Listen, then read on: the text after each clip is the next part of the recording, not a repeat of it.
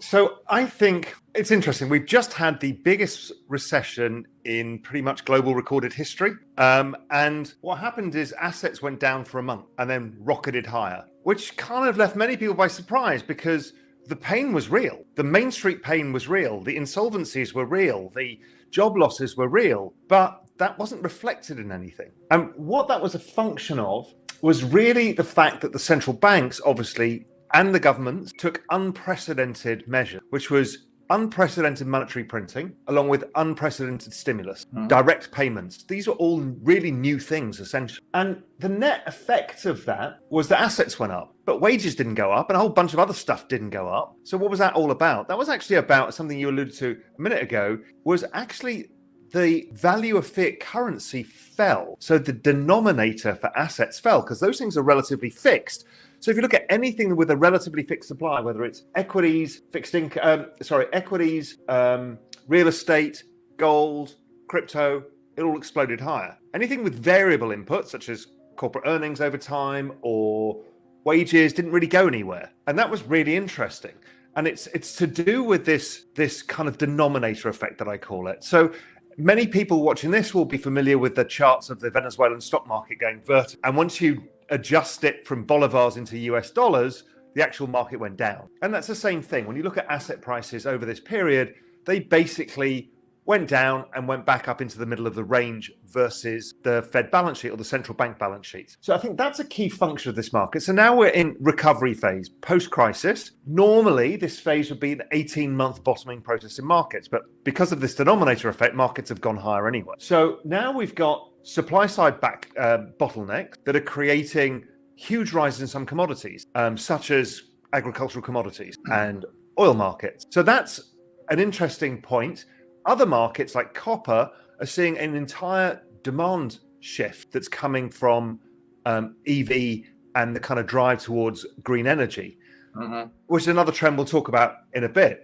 So we've got what seems to be inflationary pressures, and everybody's freaking out. The bond market's going to collapse, and guess what? The bond market just went sideways. Really, it backed up a bit, went sideways. Could it move? Could yields go up a little bit more? Yes, but what we've got something interesting is if yields went up a lot, i.e. inflation was sticky and massive, well, then the Fed were going to intervene with yield curve control. What yield curve control would do would be more printing of money, and therefore more of these assets go up. So we've got this weird cycle. If the economy slows down, which I think it will do in the second part of this year, and inflation will surprise to the downside, it's not going to be as strong as people expect.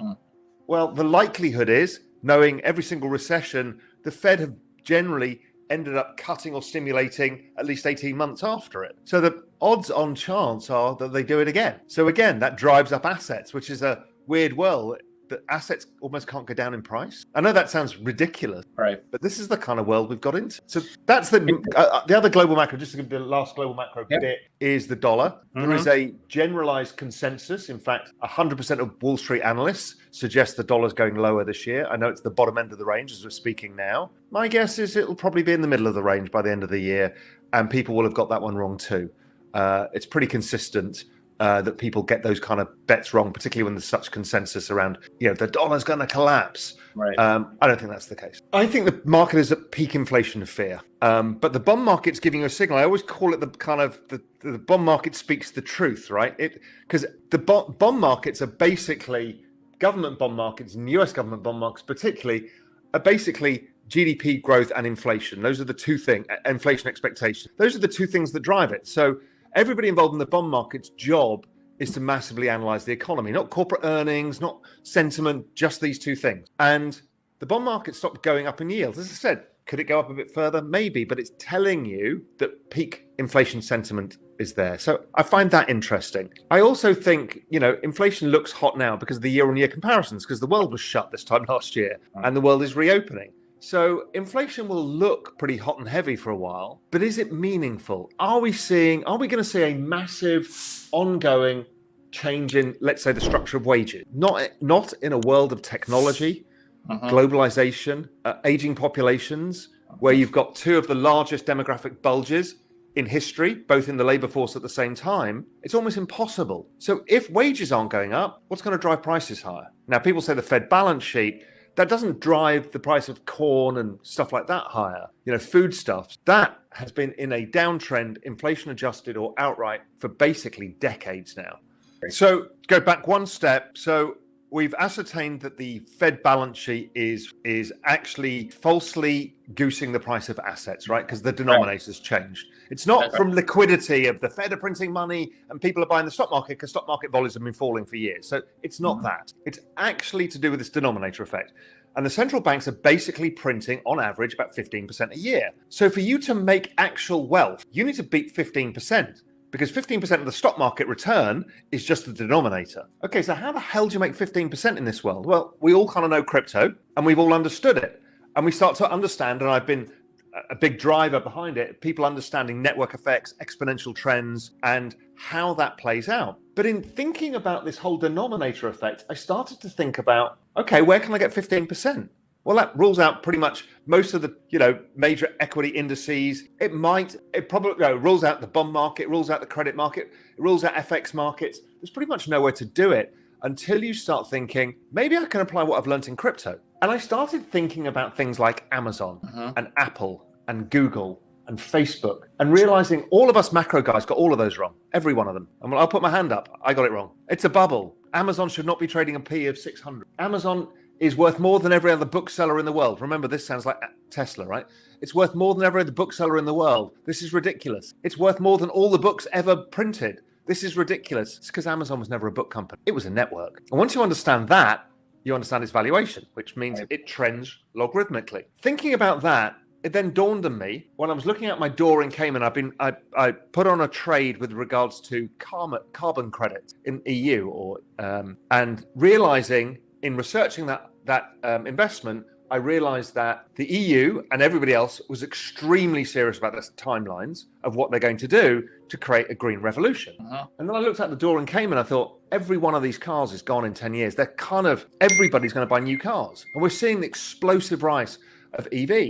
And the governments are going to incentivize that. And then they're incentivizing investment in green technology. So we've got EVs, green technology, and on the top of it, why is Tesla worth more than all the other car companies? Well, because they're in with a potential chance, not a certainty, but the option of cracking autonomous vehicles or other uses of their car data network. At the same time, we're rolling out 5G globally. And in places that don't get 5G, maybe where you are in rural Pennsylvania or where I am in Cayman, I don't have it right now, but Starlink is coming. And not only is Starlink coming, which is another Elon Musk thing, not only is Starlink coming, but there's 3 or 4 others coming across the world, spreading satellite Wi-Fi to everybody. So we're about to give the rest of the world, which is probably 2 billion people that don't have access to high-speed data at extremely low cost. Then we've built a system of money that's based on this digital technology, which is all the crypto markets. Then we're adding in autonomous vehicles that will be using this 5G technology to navigate. Then you've got the rise of distributed computing power. So in the world of Moore's law, where's the power going to come from the semiconductors? Well, it's not. It's going to come from the network itself. So you can drive more computing power. So what does that mean? It means things like the Human Genome Project gets cracked super quick because you've got massive computing power, you've got massive access to data, and now you can apply another exponential trend, AI, to it. So we're now doing things at exponential rates. So we've got exponential adoption of exponential technologies that all interact into a larger network of the digital world, all at the same time within 10 years. Because every one of these is not now a pipe dream that they were 10 years ago, where we all started talking about them. They're all a reality. And there's a load more behind that. We've got robotics as well. We've got wearable devices, the Internet of Things. I mean, the list is kind of endless. So the world that we know today is going to be as different as the world was, probably more so. I think this will be the largest change in history. So more than the world we saw in 2000 and from 2000 to 2010, the change from 2020 to 30 is going to be absolutely ridiculous. And for me as a macro guy, I made my money basically trading the downside. You collect a bit of coupons on the upside and you make a killing when the concentrated returns came in downside because you could use options and leverage. But now we've got an opportunity as macro investors to invest in the upside, which most of us in crypto have got used to.